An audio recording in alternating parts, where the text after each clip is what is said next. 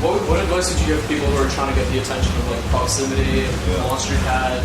It's tough too, you know, like they definitely have their inbox gets flooded every day, so it's you know, it's hard to send a cold email, but at the same time, like once you just got to get that foot in the door, and then you kind of can really develop that relationship on a personal level. And you know, so once you do get the foot in the door, it's definitely important to like not just let it go and let it pass, but you know, reach out, thank them personally, try to you know build a. It's like do what you can control, which basically means, you know, and this is not only for YouTube, for anything. Like try to send a nice email, professional email, try to reach out or network in like in professional ways that aren't annoying and are respectful. And then the only other thing you control is the music. Music, yeah. You know, hope if you get something that like is so Honestly, good that they will hear it. At this point, I think like those YouTube channels, just specifically talking about YouTube, you have a much better chance of randomly getting uploaded. I'm pretty sure, right? I don't think submitting. I don't think we ever. The first song that he posted, I don't think we ever. We did. Oh, maybe we did.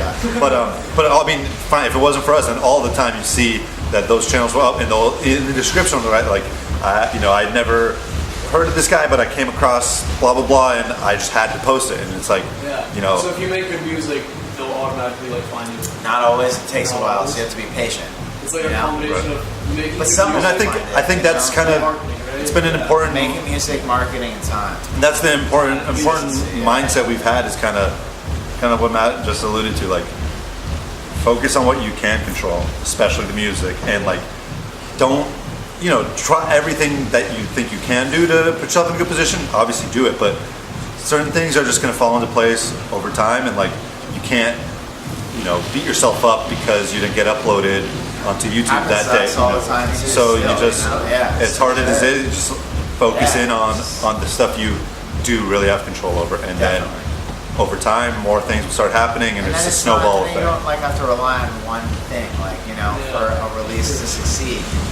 You can rely on your fan base, which is really that's the best, because then you can be like, all right, these other things are important, and some of them will happen, some won't. And the most important thing is I like the music I make, and a lot of my fans will too. So you know. You guys were associated a lot with Proximity and the whole YouTube thing.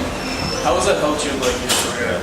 It's been huge. I mean, that was something early on we really had no idea, kind of that whole world, and then all of a sudden one day, Proximity was one of the early supporters, and he uploaded one of our remixes, and we're like, wow, this gets a lot of exposure, a lot of eyeballs on it, and then we quickly realized like this, you know, there's a lot of people use YouTube to find new music, and like, you know, started developing relationships with Proximity. And the funny thing is, there's like new one every year that like they grow hard, and they're big. I think it's just like another avenue, like you know, competitor with Spotify, competitor with SoundCloud, and it just helps another way to expose music. Yeah.